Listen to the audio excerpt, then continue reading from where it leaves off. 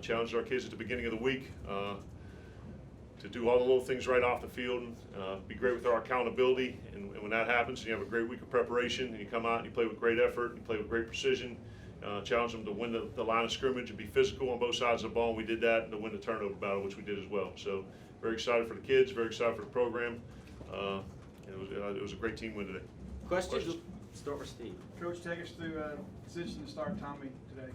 Today, yeah, Garrett had some general health issues, throughout the week, and went through, and just on Thursday decided, for the kids, for the offense, and for the team, it was in our best interest to start Tommy for this week.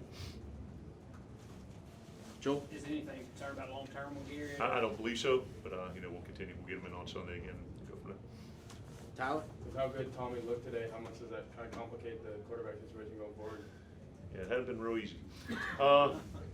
It's a good complication, I guess, when you have two guys that are playing well. So we're get back, watch a film, have a bye week, kind of digest it, and good news is, 2 weeks before we got to make a decision. So, at times, both have played very well, and some don't have one, and it feels good to have two.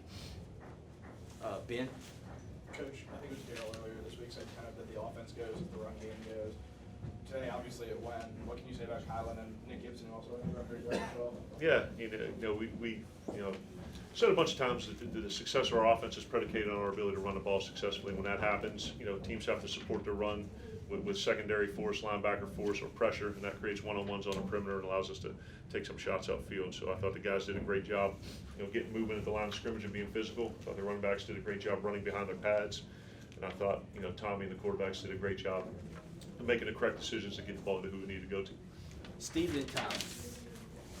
Coach, considering the first quarter struggles at times this year, what was the mood like on the sidelines after you guys put a couple scores on the board and able to relax a little bit? It was good. I mean, first drive score is always a goal of ours. I think it's been since the second or third week that we ain't hit that, and it didn't show up because it was a scramble. But the first play of the game was a post option route to Osiris, and he kind of ran into the safety. So we were trying to take a shot downfield, but ended up running it well, converting some third downs, and was able to put the touchdown in. So it's a lot easier when you're not digging yourself out of a hole, and it was good to jump out fast on both sides of the ball.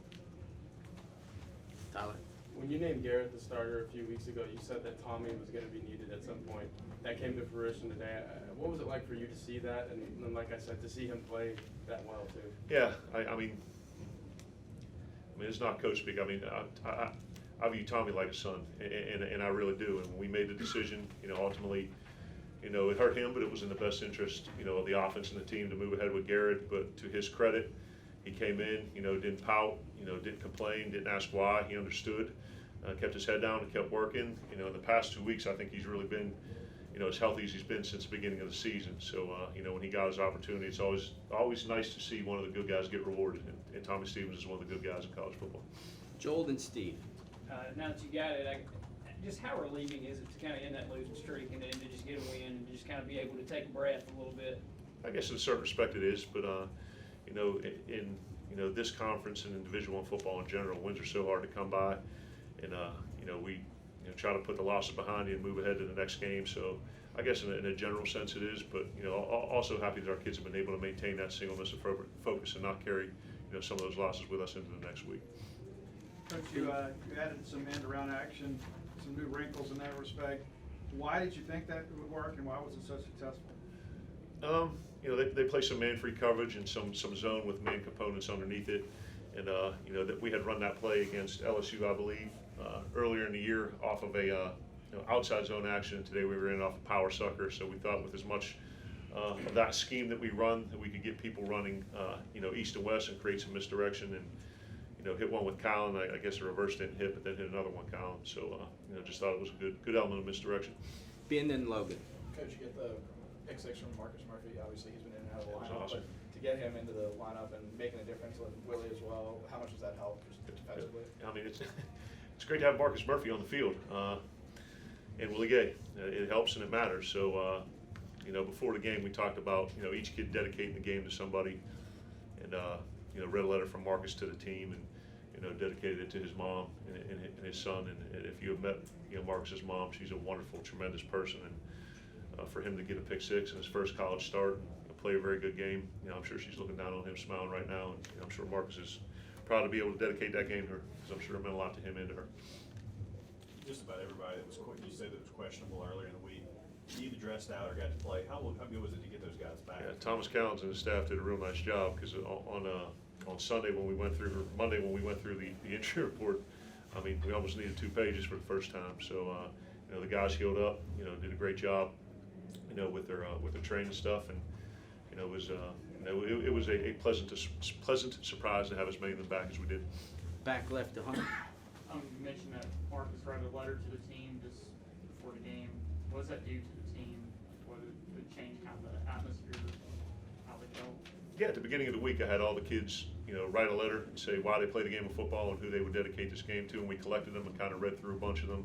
And then, you know, last night at the team meeting after position meetings, picked a few out that really kind of resonated. And, you know, Marcus is one of them, and you know, he's gone through most as a 17, 18-year-old kid that breaks most grown men. So for him not to just be able to be here at Mississippi State, but flourish, and he's doing great academically, and you know, taking care of his son. You know, he's a guy that we're going to continue to fight for, and he's got a very, very bright future at Mississippi State. Obviously, KJ Jefferson from Mississippi got in there late. What did you see out of him on his drive? KJ, you know, KJ's a heck of a football player, and you know, we were recruiting him when we got here, and I believe Garrett had been committed already, and we weren't taking 2 in that class. But you know, Coach Diffie did a real nice job with him. You know, KJ's a heck of a football player. You know, did some nice stuff in the run game, through a nice back shoulder go. So I think KJ's a real good kid. I think he's very talented, and I think he's got a bright future. Tyler, then Steve. Kylan looked as good as ever today, career high in rushing yards. What can you say about him that hasn't been said at this point? A lot of superlatives. So I think for the second week in a row, you know, after a couple weeks that were maybe, you know, kind of below, you know, our expectation level or performance level, and that wasn't on Kylan at all. I mean, it was all of us. But he strung a second straight week together of consistent habits, mentally and physically, during the week.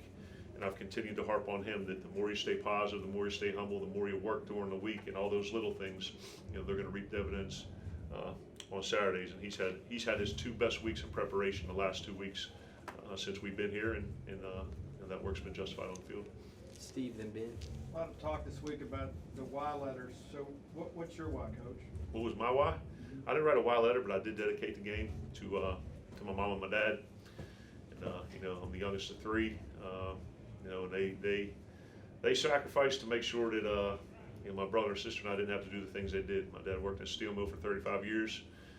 Worked a second job as a janitor, as a bartender, everything to make ends meet, and made sure his kids were sent to schools where they could provide discipline and work ethic. And you know, he essentially gave up a lot of his life and things he wanted to do to make sure my brother, sister, and I were in a great position. And taught me when times were adverse, bow your back and bow your neck and keep working. And you know, I was proud to be able to dedicate this game to my mom and my dad.